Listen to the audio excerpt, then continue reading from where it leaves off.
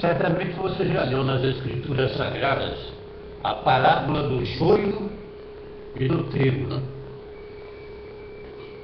Relata da seguinte maneira: propôs-lhes outra parábola, dizendo: o reino dos céus, Shlomaia, né, é semelhante a um homem que semeou boa semente no seu campo. Semeou boa semente. Mas enquanto os homens dormiam, veio o seu inimigo, semeou o joio no meio do trigo e retirou-se. Quando a erva cresceu e frutificou, apareceu também o joio. Então, indo ter com ele, os servos do pai de família disseram: morreu o senhor lá, porque tratava humanamente falando, pode até ser. Não semeaste tu no teu campo boa semente? Como então está cheio de joio? Respondeu-lhes ele: o inimigo fez isso. Disseram-lhe os servos: queres que vamos arrancá-lo? Boa ideia, né? Porém ele lhes disse: não, para que ao colher o joio não arranqueis também o trigo com ele. Deixai crescer ambos juntos até a ceifa. Por ocasião da ceifa, direi aos ceifeiros: colhei primeiro o joio e atrai os molhos para o queimar. Então, colhei o trigo e recolhei-o no meu celeiro. O joio cresce junto com o trigo, inevitável.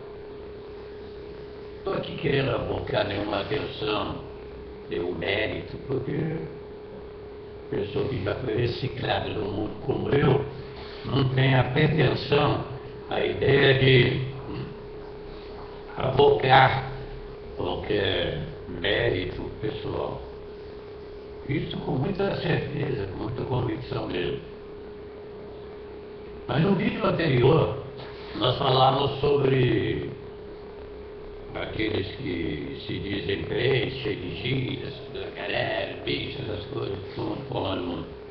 O joio realmente está dentro das chamadas igrejas, dentro das congregações, e cresce junto com o trigo. A ideia que a gente tem a princípio é que devemos estipar esse povo. Estipar no sentido bem didático aí, né? Não estou falando aqui de agredir fisicamente ou qualquer coisa. Então, de repente, aparecem os comentaristas aí de plantão, dizendo que nós fizemos apologia à violência, ao crime e tudo mais.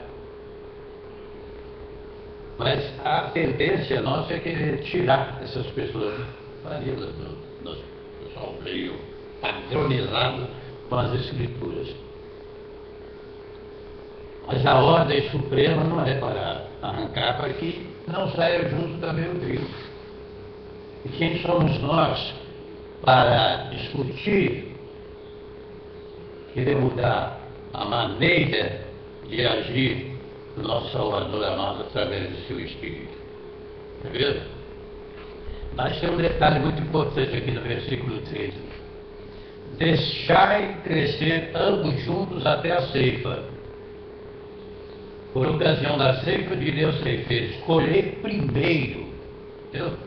Esse desejo que você tem de ver as coisas esclarecidas e as obras de Satanás envergonhadas, no meio daqueles que se dizem crentes e conhecedores da Bíblia, se preocupe não. Isso é uma tarefa exclusiva para o nosso Moviul, nosso rei, que na época certa vai satisfazer a sua vontade. Ele vai, em primeiro lugar, o versículo 30 aqui de Meniahu, capítulo 13, afirma que, em primeiro lugar, ele vai arrancar, vai pegar o joio, e lançar no fogo, sabe da onde? No inferno, tormento eterno, isso mesmo. Essa turma aí que está dizendo que é crente, que é isso, aquilo, aquilo outro, está brincando com coisa certa. Você chega em determinadas reuniões, você pergunta, quem aqui trouxe a Bíblia, essa escritura sagrada? Levante a mão, por favor. É uma merda. Quem trouxe o seu celular? Aí todo mundo, a multidão de celular no bolso. Mas a Bíblia fica em casa. Tem até um hino que uma gravadora queria usar e gravar através da vida de hoje. Mas os caras já estejam até rodando por aí. Não sei porque eu não cobro nada.